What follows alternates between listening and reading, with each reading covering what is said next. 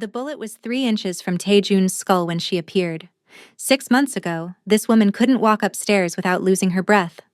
6 months ago, Tae-jun married her to stop a gang war and promised himself he'd never look at her twice. Tonight, she just saved his life. And he had no idea who she was. If you want to see how a woman went from being invisible to unstoppable, hit that like button and subscribe, because this story will change how you see transformation forever. But let's go back to where it all started, because this story begins with blood, power, and a wedding that nobody wanted. Los Angeles, Koreatown. If you knew where to look, you'd see that beneath the neon signs and barbecue restaurants, there was a war happening. Not the kind that makes the news. The kind that leaves bodies in alleys and makes entire blocks go silent after midnight. Tae-jun Chen ran the West Side, 32 years old, Korean-American, and ruthless in ways that made even his own men nervous. He'd inherited the syndicate from his father 3 years ago, and in that time, he'd doubled their territory, tripled their revenue, and earned a reputation for being absolutely merciless. Designer suits, cold eyes, and a voice that could make grown men confess their sins. The Jackson family ran the East Side.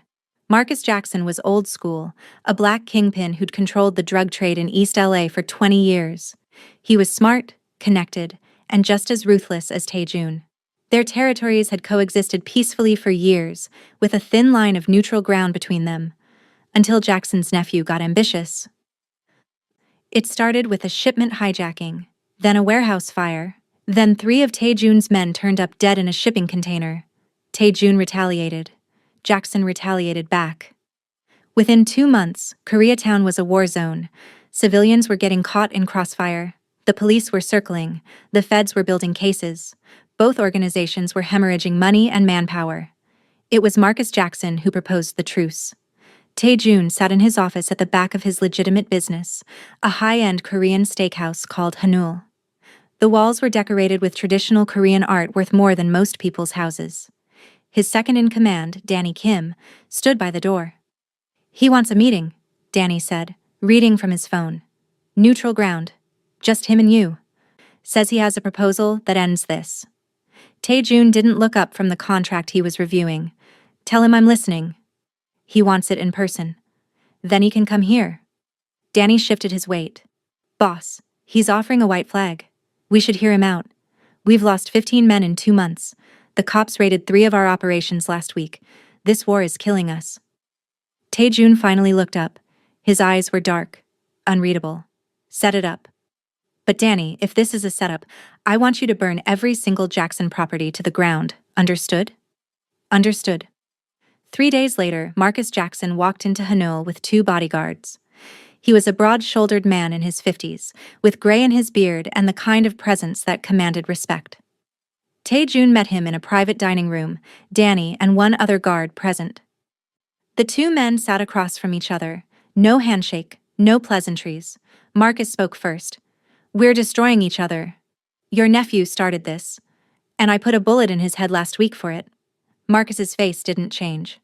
"This war serves neither of us. The feds are building RICO cases against both our organizations. We keep this up, we'll both be in federal prison by Christmas." Tae-jun leaned back in his chair. "So you want peace?" "I want an alliance. I don't need partners." "You need to stop losing men and money." Marcus pulled out a folder and slid it across the table. "I'm proposing we unite our organizations. Not a merger, an alliance. We divide LA properly, share certain operations, and present a united front against the cartels trying to move in from the south."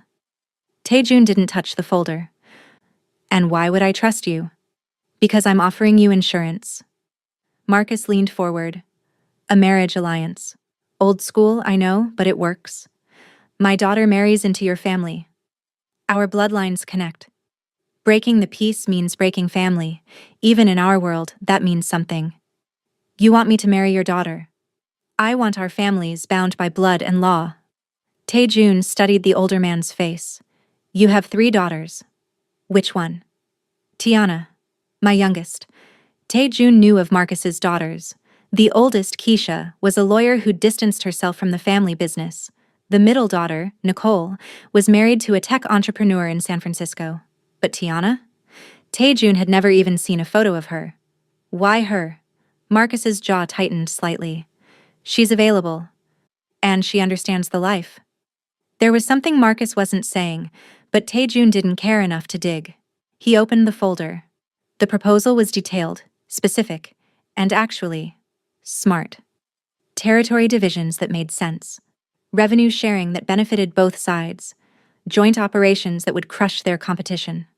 If I agree to this, Taejun said slowly, the marriage is a formality. I'm not interested in playing house. Tiana understands what this is. When? 2 weeks. Enough time to draw up the contracts and make the arrangements. Taejun closed the folder. He thought about his father, who died in a similar gang war 5 years ago. He thought about the 15 men he'd buried in the last 2 months. He thought about the feds circling like sharks. One condition, Taejun said. If either family breaks this alliance, the other has the right to complete retaliation. No mercy, no negotiations. Marcus nodded. Agreed. They shook hands. The deal was done. Danny waited until Marcus left before speaking. Boss, you're really going to marry a woman you've never met? Taejun stood and straightened his tie. I'm going to sign a piece of paper that stops a war and saves our organization. What the woman looks like is irrelevant. But he was wrong about that. The wedding was arranged for a Saturday evening at a luxury hotel in downtown LA. It wasn't a celebration, it was a business transaction with witnesses. Around 100 people attended, split evenly between the Chen and Jackson organizations. The atmosphere was tense, with men from both sides eyeing each other with barely concealed suspicion. Taejun arrived in a black Tom Ford tuxedo, his hair slicked back, looking every bit the powerful crime boss he was. He'd seen the wedding as another meeting to get through. Sign the papers, say the words, shake hands, go home. He stood at the altar with the officiant, Danny beside him as best man. The traditional music started, and the doors at the back of the room opened, and Tiana Jackson walked in. Taejun's expression didn't change, but something flickered in his eyes. Surprise, maybe disappointment. He wasn't sure. Tiana was a plus-size black woman, probably around 5'6", wearing a white wedding dress that clearly had been custom-made for her curves. She was beautiful in an objective sense, with smooth dark skin, full lips, and intelligent eyes. But she was easily over 250 pounds. And she walked down the aisle with her head slightly down, her shoulders hunched, like she was trying to make herself smaller. She looked terrified. When she reached the altar, she finally looked up at Taejun. Her eyes were brown and wide, and in them, he saw resignation. She knew what this was. She knew he didn't want her. She knew she was a bargaining chip. The ceremony was brief. They exchanged vows that meant nothing. When the officiant said, "You may kiss the bride," Taejun gave her the briefest, most perfunctory kiss possible. Her lips were soft, and she smelled like vanilla and fear. The reception was equally mechanical. They sat at a head table, barely speaking. When they did speak, it was surface-level pleasantries. "The food is good," she said quietly. "It's catered from Hanul," he replied without looking at her. "Your restaurant?" "Yes." Silence. Marcus Jackson approached their table with a whiskey in hand. He clapped Taejun on the shoulder. "Welcome to the family, son." Taejun gave a tight smile. "Thank you, sir." Marcus looked at his daughter. "Tiana, you look beautiful." She nodded, not meeting his eyes. "Thank you, Daddy." There was tension there, old and deep. Marcus lingered for a moment, then walked away to greet other guests. Tiana pushed food around her plate. "I know this isn't what you wanted." Taejun finally looked at her. Really looked at her. She was staring at her plate, her shoulders still hunched, her body language screaming discomfort. "This is business," he said simply. "Nothing personal." "Right." Her voice was barely a whisper. "Business. I have a house in the Hollywood Hills. You'll have your own wing, your own space. I don't expect anything from you except to maintain appearances when necessary." She nodded slowly. "Okay. Do you have any questions?" She was quiet for a long moment. Then, "Are you going to be cruel to me?" The question surprised him. He frowned. "No, I'm not interested in cruelty, just distance." "Distance I can do," she said. And for the first time, he heard something other than fear in her voice. Relief, maybe. The rest of the reception passed in a blur. Photos were taken. Toasts were made. Deals were discussed in corners. And through it all, Taijun and Tiana sat beside each other like strangers, which is exactly what they were. When it was finally over, they left in separate cars. Tiana would move into his house the next day. As Taijun drove home alone, Danny called him. Well? Danny asked. Well, what? Your wife, boss. She's not what I expected. She's a signature on a contract, Danny. That's all she needs to be. Right, of course. A pause. She seemed nice, though. Nice doesn't win wars, Taejun said, and hung up. He told himself he felt nothing about the situation. No disappointment, no regret, no guilt. It was just business.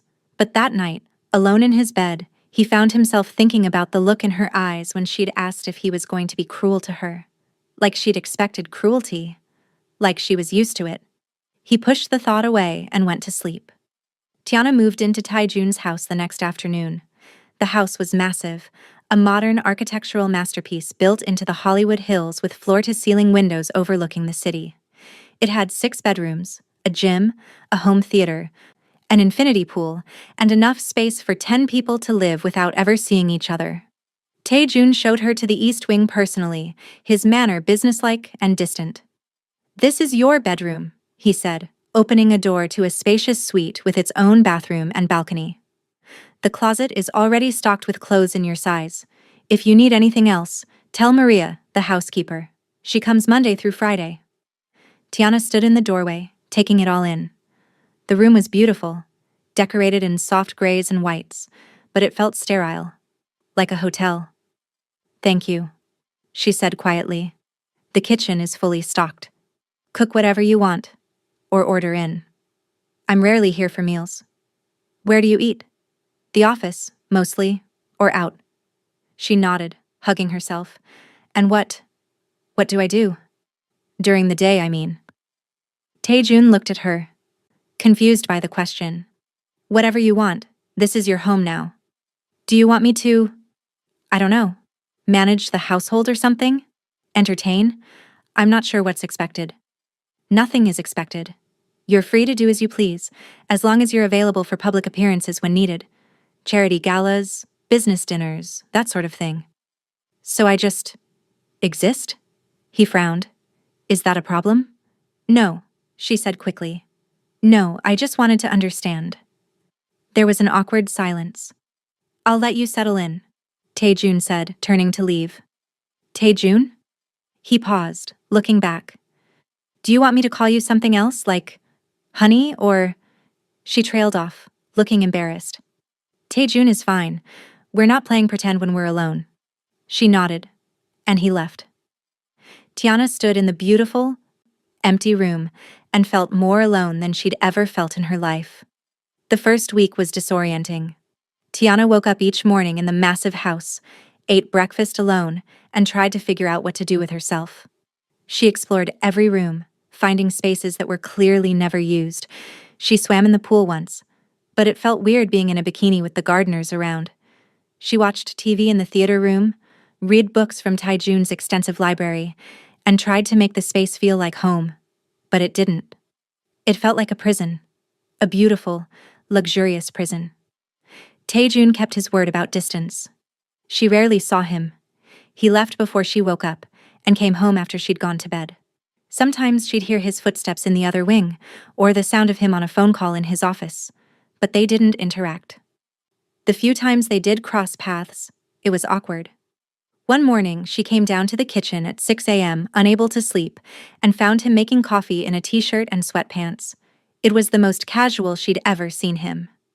Sorry, she said immediately. I didn't know you were here. He glanced at her. It's your house, too. Right. She hovered by the doorway. Coffee's fresh if you want some. She approached carefully, like he might bolt. Thank you. They stood in silence while she poured herself a cup. She could feel him looking at her, and she suddenly became hyper-aware of what she was wearing. An oversized t-shirt and pajama pants? No makeup. Her natural hair in a bonnet. I'm sorry, she said. I look a mess. It's 6 in the morning. Why would I care how you look? She didn't have an answer to that.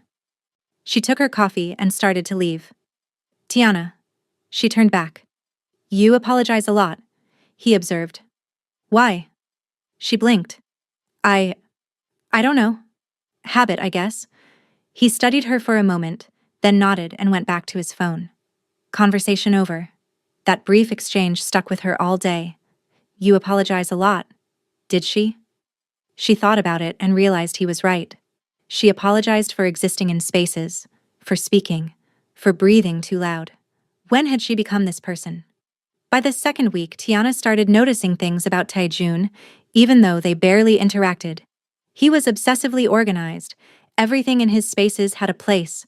He worked constantly, often taking calls at midnight or earlier. He drank his coffee black, no sugar. He had nightmares sometimes. She could hear him through the walls. And he was lonely, even though he'd never admit it. She started small. She noticed his housekeeper, Maria, mentioning he never ate proper meals, just takeout or protein bars. So Tiana started cooking.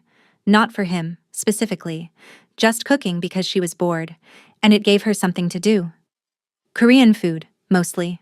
Bibimbap, kimchi jjigae, bulgogi. Her mother had been Korean American, had taught her before she died when Tiana was 12. Cooking these dishes made her feel close to a woman she barely remembered. She'd leave the food in containers in the fridge with simple notes. Bulgogi. Microwave 2 minutes.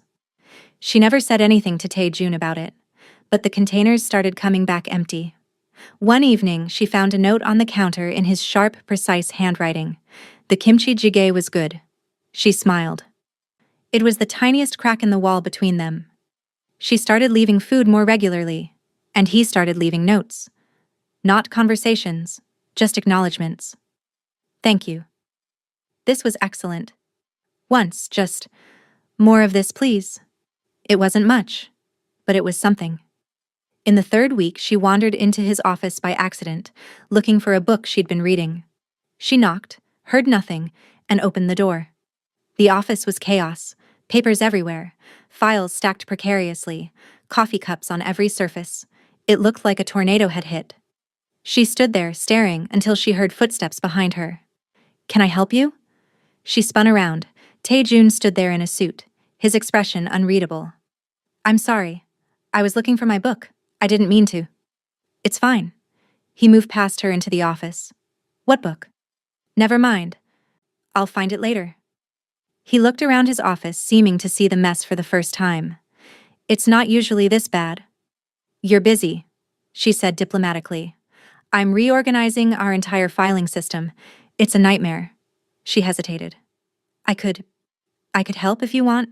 I used to work as an administrative assistant before all this. He looked at her, surprised. You worked? Of course I worked. I wasn't just sitting around eating bonbons all day. There was an edge to her voice that surprised them both. His lips twitched, almost a smile. I'll keep that in mind. She left, but the next evening he found her in the kitchen. I'm taking you up on your offer, he said without preamble. The office, if you're serious. I'm serious. It'll take a few days. I have nothing but time. And so, they started working together. It was strange at first being in the same room, focused on a task. But Tiana was good at organization, methodical and efficient. She created systems, labeled everything, turned chaos into order. Taejun watched her work with growing respect.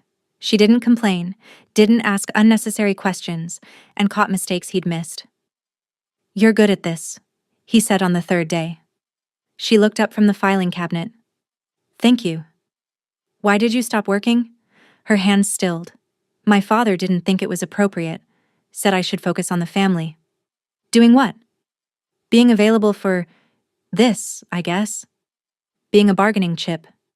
Taejun frowned. That's a waste. She laughed, bitter. That's what I said. They worked in silence for a while. Then Taejun asked, what did you want to do? Before all this. She was quiet for so long he thought she wouldn't answer. I wanted to be a teacher, she finally said. Elementary school. I love kids. I love watching them learn things, seeing their faces light up when something clicks. Why didn't you? My father said no. Said it didn't fit the family image. Tae-jun set down the file he was holding. Your father is a fool. She looked at him, shocked. You'd be a good teacher, he continued, his voice matter-of-fact. You're patient, organized, and you clearly care. Those are the things that matter. Tears pricked her eyes. She couldn't remember the last time someone had said something kind about her dreams instead of dismissing them.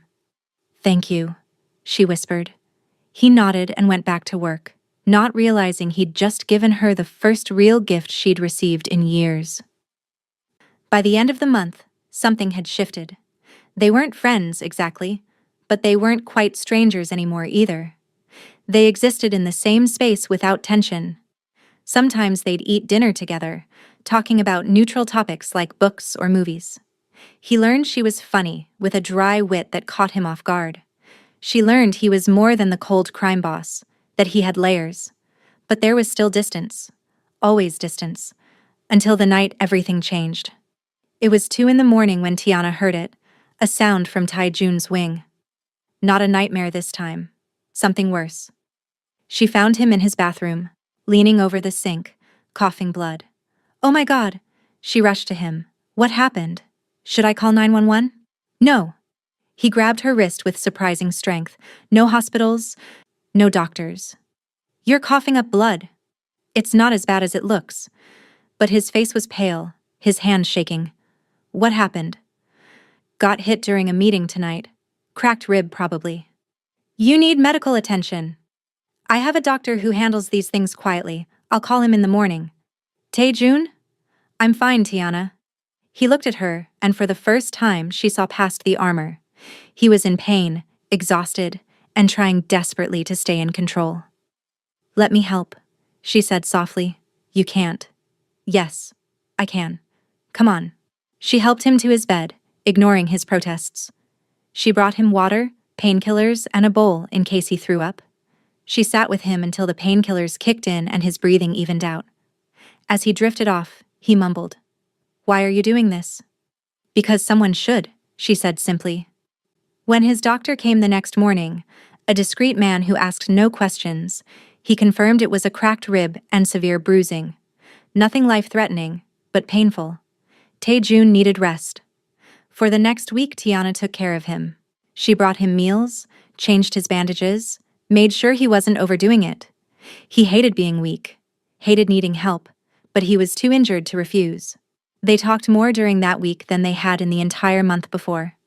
She learned about his father, who'd been killed in a gang war, about the pressure he felt to live up to that legacy, about the loneliness of being the man everyone feared but no one knew.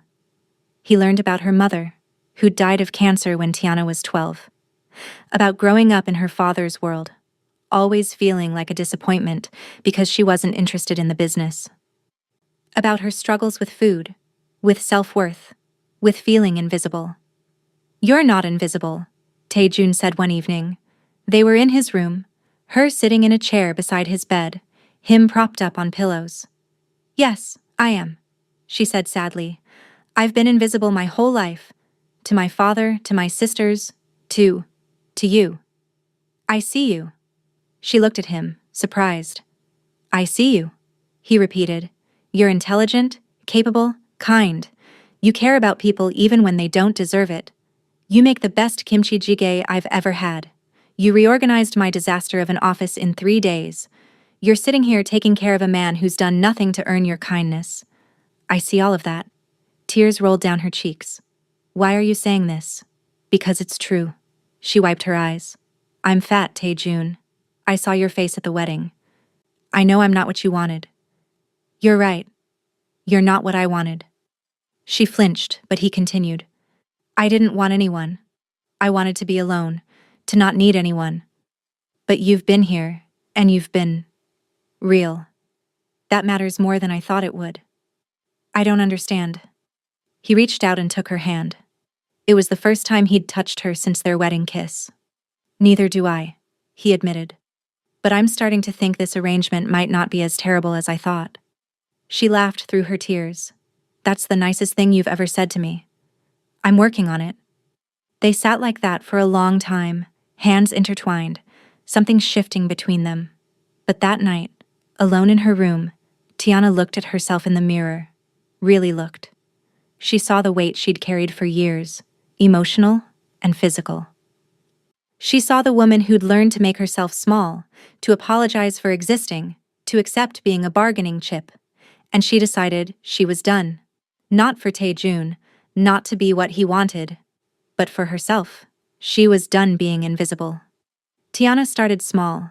She'd always been an emotional eater, using food to cope with stress, sadness, loneliness. She'd tried diets before, but they never stuck because she was doing them for the wrong reasons. To please her father, to fit in, to be acceptable. This time was different. This time, she was doing it for herself.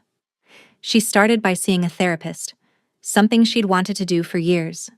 She found Dr. Sarah Chen, a Korean-American therapist who specialized in trauma and self-worth. Their sessions were hard, often painful, but necessary. "Why do you apologize so much?" Dr. Chen asked in their third session. "Because I take up too much space," Tiana said automatically, then stopped. "God, I actually believe that, don't I?" "Do you?" "I've been told my whole life that I'm too much. Too big, too loud, too emotional, too everything. So I learned to make myself smaller, to apologize for existing." "And how's that working out for you?" Tiana laughed bitterly. "I married a man who didn't want me to stop a gang war. So not great." "What do you want, Tiana? Not what your father wants, not what Tae-jun wants. What do you want?" It was the first time anyone had asked her that question. "I want to matter," she whispered. "I want to be strong. I want to look in the mirror and like what I see. I want to stop apologizing for being alive." "Then let's work on that." Therapy became her anchor. She worked through years of emotional baggage, learned coping mechanisms that didn't involve food, and slowly started to rebuild her sense of self. But she wanted more than emotional strength. She wanted physical strength too. She found a gym in West Hollywood that offered early morning classes. She started going at 5 a.m. before Tae-jun woke up, not wanting to explain herself. The first day was humiliating. She could barely do a single push-up. She couldn't run for more than 30 seconds. Her body protested every movement. But she came back the next day, and the next. She hired a personal trainer, Marcus, no relation to her father, a former Marine who took one look at her and said, "You want this, or are you just playing around?" "I want this," she said firmly. "Then let's work." He didn't coddle her. He pushed her.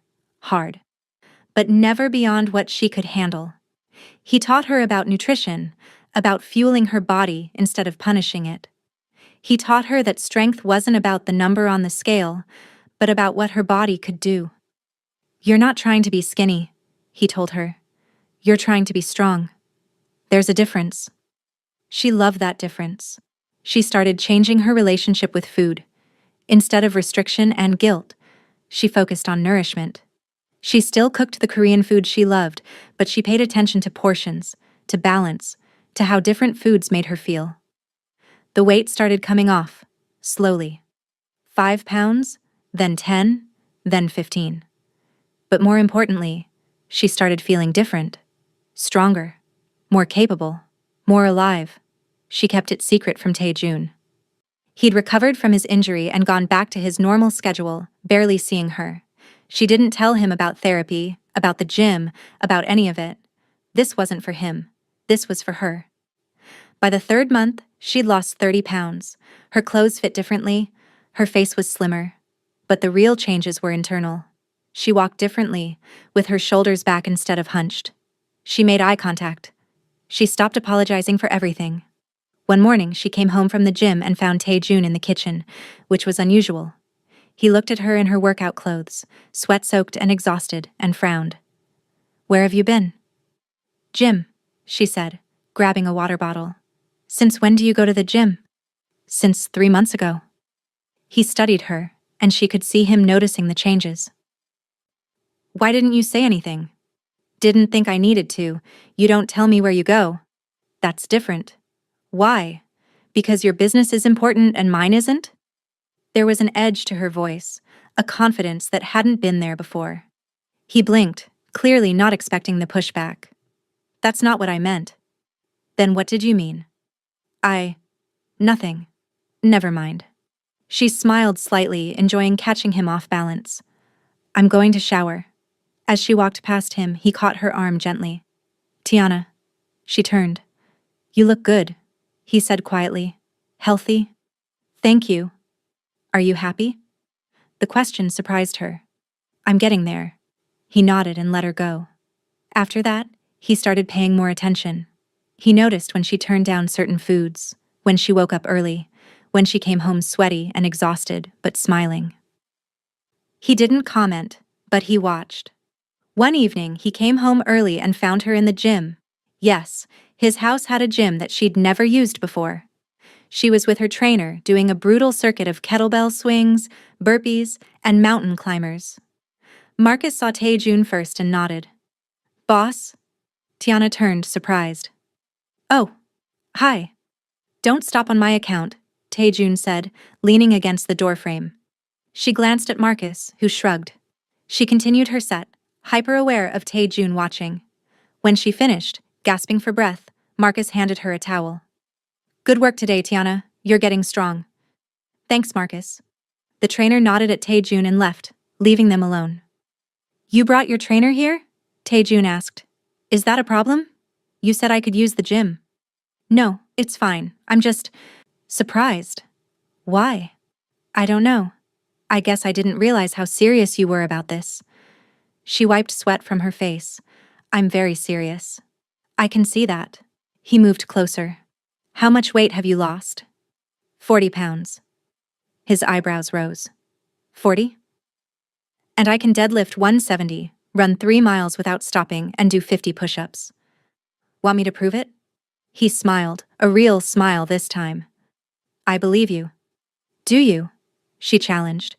Because 3 months ago, you wouldn't have noticed if I disappeared entirely. His smile faded. That's not true. Isn't it? They stared at each other, tension crackling between them. You're right, he said finally. I was an asshole. I treated you like you didn't matter. I'm sorry. It was the first time he'd apologized to her. Why the change of heart? She asked. Because you're changing right in front of me, and I'm starting to realize I've been blind. To what? To you. He took another step closer. To who you are, to what you're capable of. To the fact that I married someone extraordinary and almost missed it entirely. Her heart was pounding, and not from the workout. Tae-jun, I know you're not doing this for me, and I respect that. But I want you to know. I see you now, and I'm impressed as hell. She didn't know what to say. He stepped back. I'll let you finish your workout. As he left, she stood there, trembling. Not from exhaustion, from something else entirely. After that conversation, something changed between them. The distance was still there, but it felt different. Charged. Tae-jun started coming home earlier. They'd have dinner together, talking about their days. He told her about business deals, about problems with rival organizations. She told him about her therapy sessions, about her fitness goals, about the books she was reading. They laughed together. They debated politics and movies, and whether pineapple belonged on pizza. They existed in the same space comfortably, naturally, and slowly, carefully, they became friends. But there was something else building beneath the friendship. An awareness. A tension that neither of them acknowledged but both of them felt. Tiana noticed the way his eyes lingered on her when he thought she wasn't looking. The way he'd find excuses to be in the same room. The way his hand would brush hers when he passed her something. Tae-jun noticed the way she smiled at him now.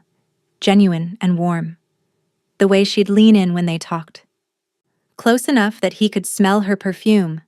The way she challenged him, pushed back, made him think. 4 months into her transformation, they attended their first public event together since the wedding, a charity gala for a children's hospital, one of those events where crime bosses pretended to be legitimate businessmen and everyone pretended not to know the truth.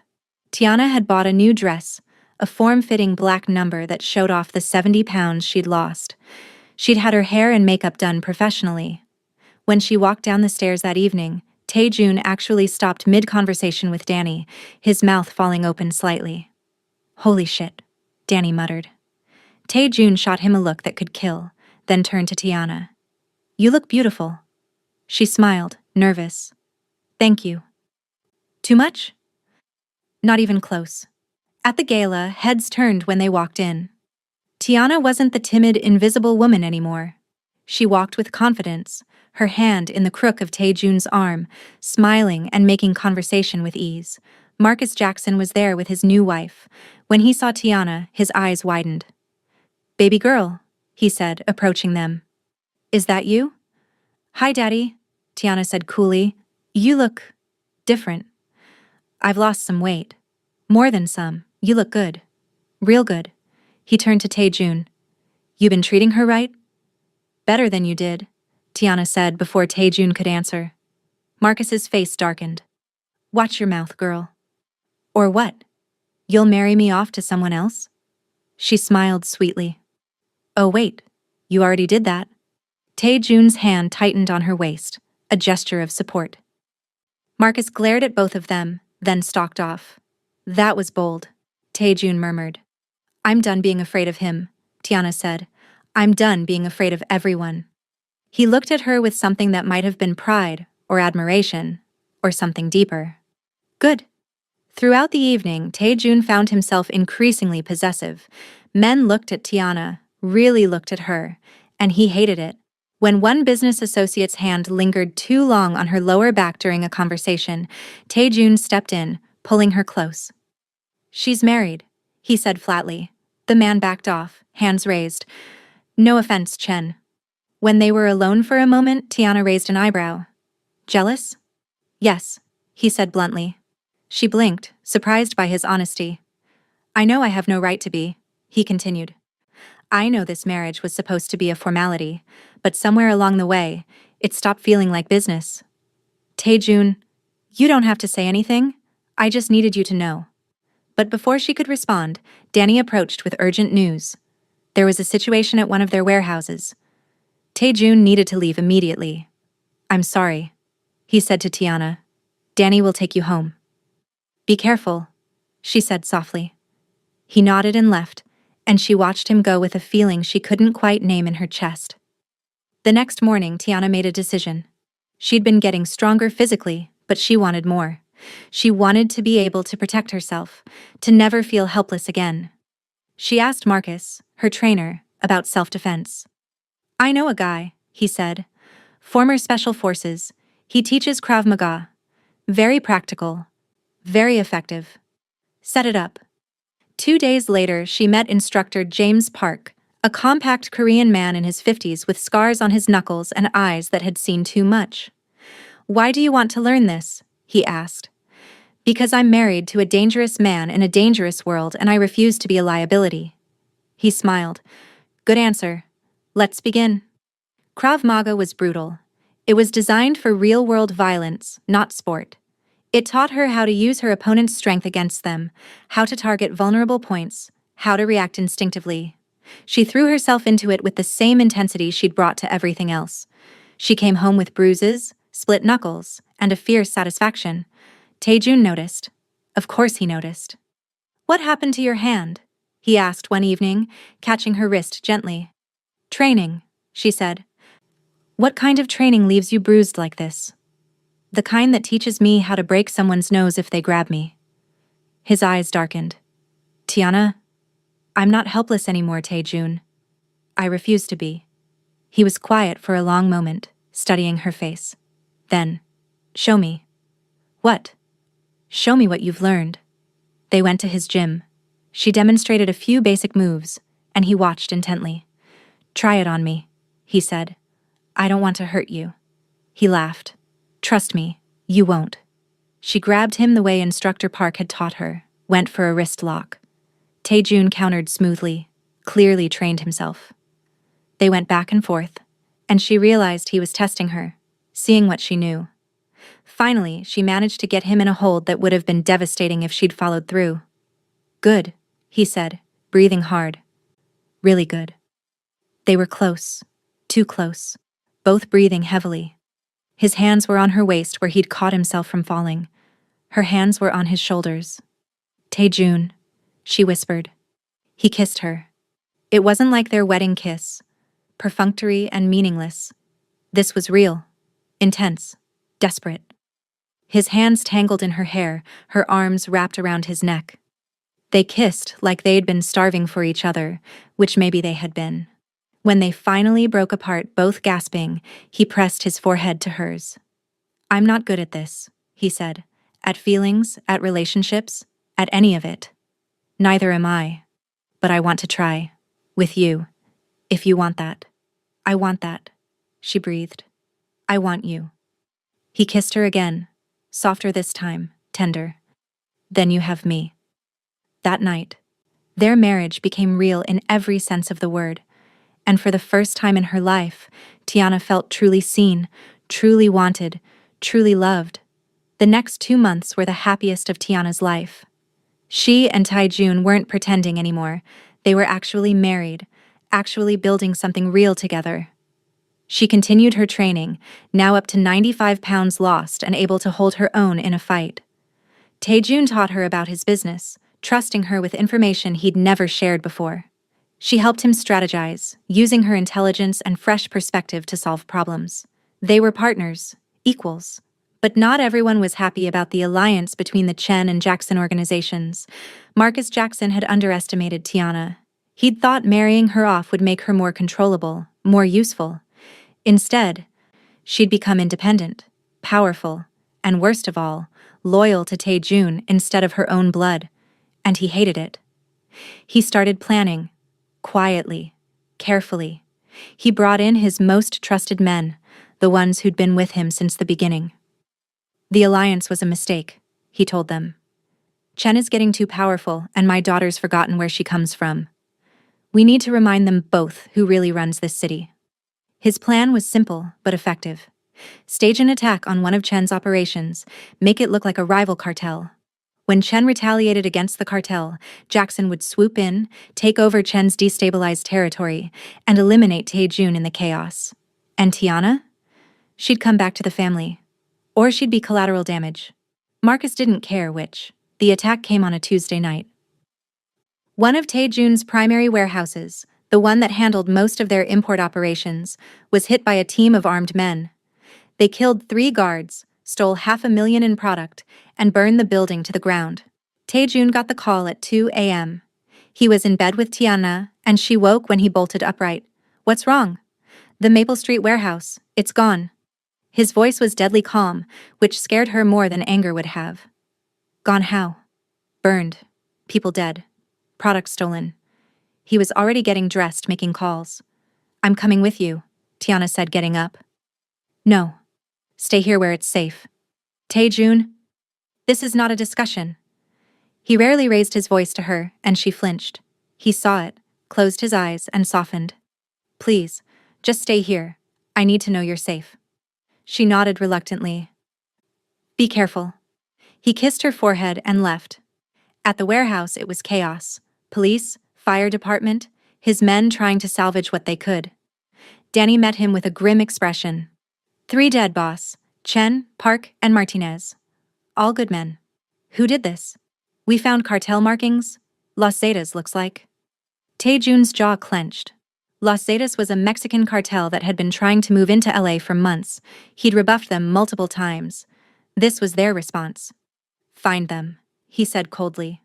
"All of them. I want everyone who was involved." "Boss, if we go to war with the cartel?" "I don't care. They killed our people. We respond."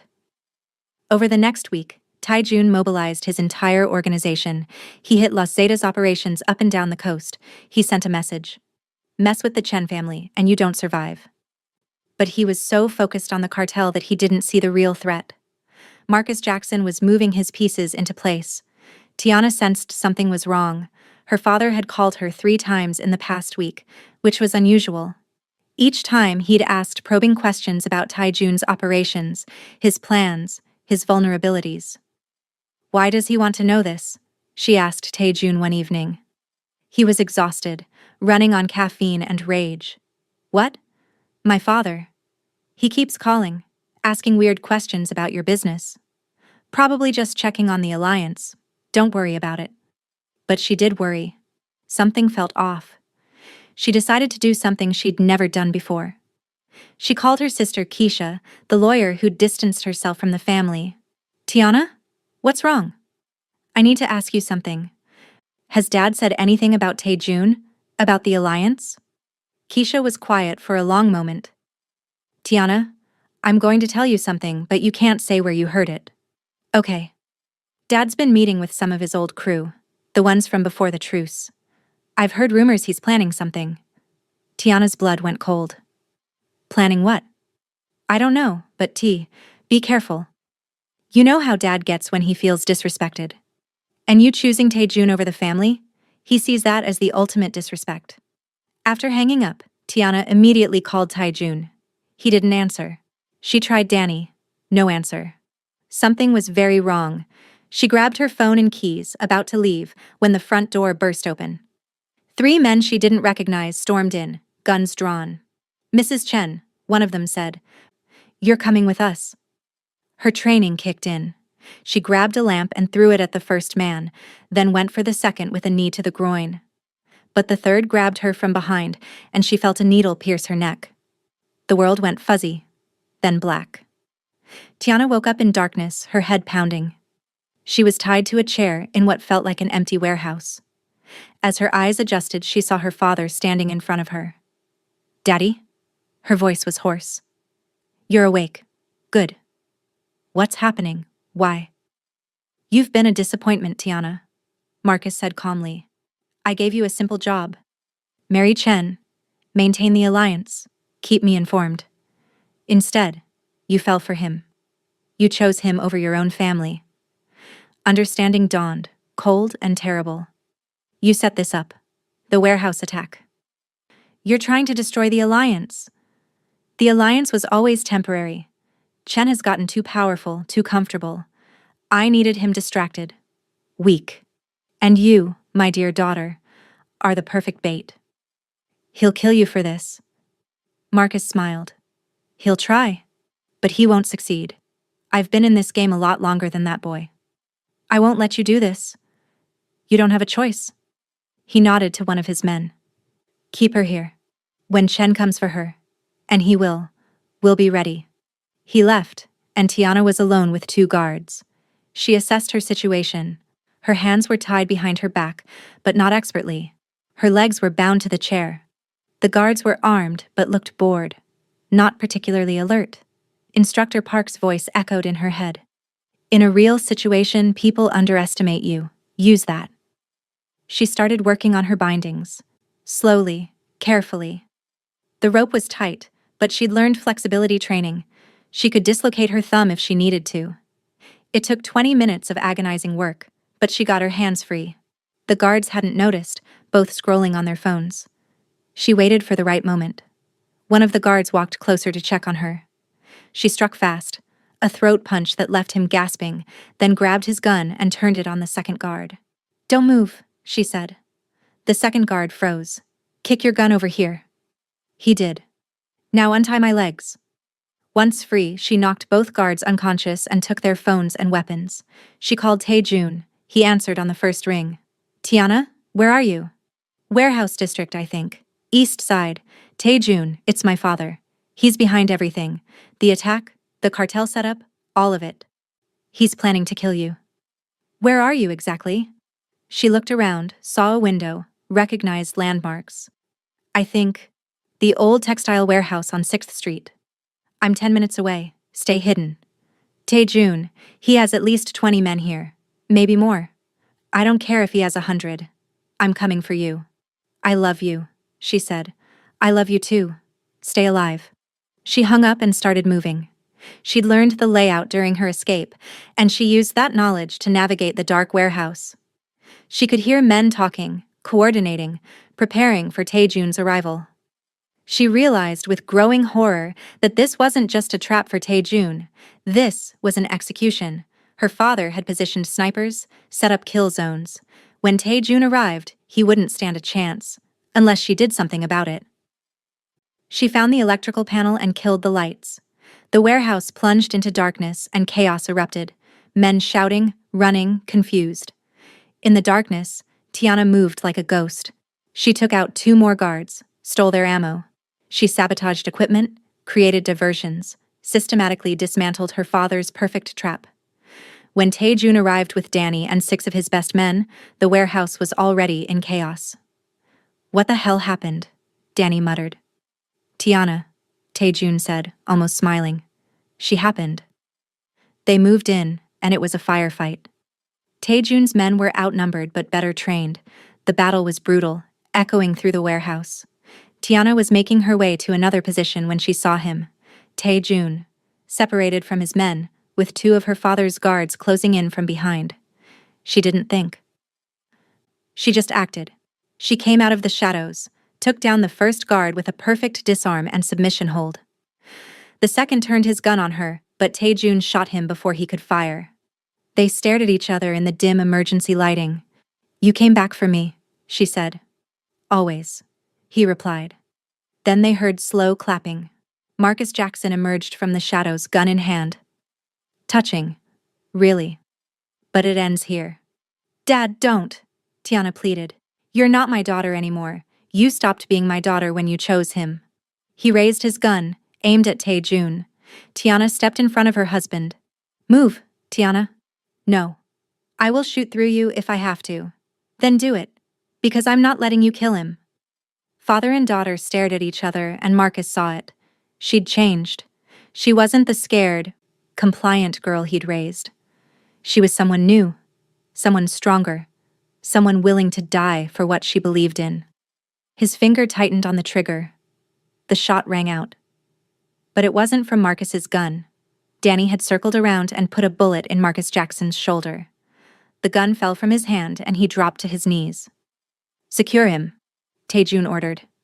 Danny's men moved in, taking Marcus into custody along with the surviving guards. Tae-jun pulled Tiana into his arms, holding her so tight she could barely breathe. "You saved my life," he said into her hair. "You came for me. We're even." He pulled back to look at her. There was blood on her face. Not hers. And her clothes were torn. She'd never looked more beautiful to him. "You're incredible," he said. "Do you know that? 6 months ago, you could barely look me in the eye. Tonight you took apart an entire operation single-handedly." "I had a good teacher," she said, smiling. "Several, actually." He kissed her, and this time it was different. It was a promise. A beginning. Marcus Jackson survived his gunshot wound, but his empire didn't survive his betrayal. The other families in LA didn't tolerate that kind of violation. Breaking an alliance through treachery meant he couldn't be trusted by anyone. Within a month, his organization had been dismantled, his territories absorbed by rivals, his remaining men scattered. He was arrested on federal charges. The FBI had been building a case for years and finally had enough to make it stick. He'd spend the rest of his life in prison. Tiana visited him once, 2 weeks after his arrest. He looked smaller somehow, diminished in his orange jumpsuit. "You came," he said. "Not for you," she said coldly. "For me. I needed to say something." "I'm listening." "You spent my entire life making me feel worthless. Too fat, too soft, too useless for the family business. You married me off like I was property, never once asking what I wanted. And you know what? I used to think you were right. I used to think I was a disappointment." She leaned forward. "But I'm not. I never was. You were just too blind to see what I was capable of. And now you get to spend the rest of your life knowing that the daughter you underestimated is the one who brought down your entire empire." "Tiana, I'm done, Dad. I'm done trying to earn your approval, your love, your respect. I found all of that somewhere else, with someone who actually sees me." She stood to leave. "I'm sorry," Marcus said quietly. She paused. "I know you are, but it doesn't change anything. Goodbye, Daddy." She walked out and never looked back. Tae-jun consolidated his power in LA, bringing in allies from other cities, establishing new alliances. But he was changing too. The marriage to Tiana had shown him that power wasn't everything. Connection mattered, trust mattered, love mattered. He started pulling back from the more brutal aspects of the business, delegating more to Danny and his other lieutenants. He spent more time at home, with his wife, building the life they'd accidentally stumbled into. 6 months after the warehouse incident, they renewed their vows. Not for show this time, not for an alliance, but for them. It was a small ceremony, just close friends and trusted family. Tiana wore a white dress that fit her new body. She'd lost 120 pounds total, not through obsession but through health, through strength, through becoming who she was meant to be. But she wasn't skinny. She was strong, curvy, powerful. She looked like a woman who could break you in half if you crossed her, and Taejun loved every inch of her. "I married you to stop a war," Taejun said in his vows, his eyes never leaving hers. "I treated you like a contract, like a business deal. I was an idiot, because I didn't see what was right in front of me. A woman who is brilliant, fierce, loyal, and stronger than anyone I've ever known. You transformed yourself, Tiana. Not for me, but for you. And in doing so, you transformed me too. I love you. Not because of what you look like, but because of who you are, my partner, my equal, my everything." Tiana was crying, but she was smiling too. 6 months ago, I would have said you married a fat girl who was nothing special. But I'm not that person anymore. You're right. I did transform. I learned my worth. I learned my strength. I learned that I'm not a bargaining chip or a disappointment or invisible. I'm Tiana Chen, and I'm a force to be reckoned with. And I love you, Taejun. Not because you saved me, but because you let me save myself. And then you loved me for it. They kissed as husband and wife for the second time, but this time, it was real. 1 year later, Tiana stood in front of a classroom of 30 second graders at an inner-city elementary school in Koreatown. She'd gotten her teaching credential, and Taejun had personally funded an education program at the school. "Mrs. Chen, can you tell us another story about Korea?" one little girl asked. Tiana smiled. "Of course, Angela. Did I tell you about the tiger and the persimmon?" The kids chorused, "No," and settled in to listen. Teaching was everything she'd dreamed it would be. The kids didn't care that she used to be fat, or that she was married to a crime boss, or that she'd been invisible for most of her life. They just cared that she was kind, patient, and made learning fun. After school, she went to the gym. Her workout routine had become as natural as breathing. She was training for a Krav Maga competition now, had earned her black belt 6 months ago. Instructor Park watched her spar with another student, nodding approvingly. "You've come a long way, Tiana." "Thanks to you." "No, thanks to you. I just showed you the techniques. You did the work." At home, Taejun was cooking dinner. He'd learned to cook Korean food from her, and now it was a competition between them who could make better bulgogi. She walked in, sweaty and exhausted, and he pulled her into a kiss despite her protests about being gross. "How was school?" he asked. "Amazing. How was the office?" "Productive. Danny sealed the deal with the Osaka family. We're expanding into international shipping." "Legal shipping?" she asked pointedly. "Mostly legal," he amended, and she raised an eyebrow. "Fine, legitimate shipping. Are you happy?" "Very." They ate dinner together, talking about their days like a normal married couple. Which, in a way, they were. They just happened to have a more complicated backstory than most. Later that night, lying in bed, Tiana thought about how far she'd come. From the scared, invisible woman who'd walked down the aisle to a man who didn't want her, to this, to strength, to confidence, to love. "What are you thinking about?" Taejun asked, running his fingers through her hair. "About how you married a fat girl to stop a gang war." He smiled. "I married a woman I didn't know to end a war. But I fell in love with the strongest, most incredible person I've ever met." "Still shocked by my transformation?" "Every single day," he said honestly. "But not because you lost weight, because you found yourself. That's the real transformation. Everything else was just physical." She kissed him. "I love you. I love you too." And in that moment, Tiana understood something fundamental. Her transformation had never been about becoming someone new. It had been about becoming who she was always meant to be. The strength was always there. She just needed to find it. And find it she did.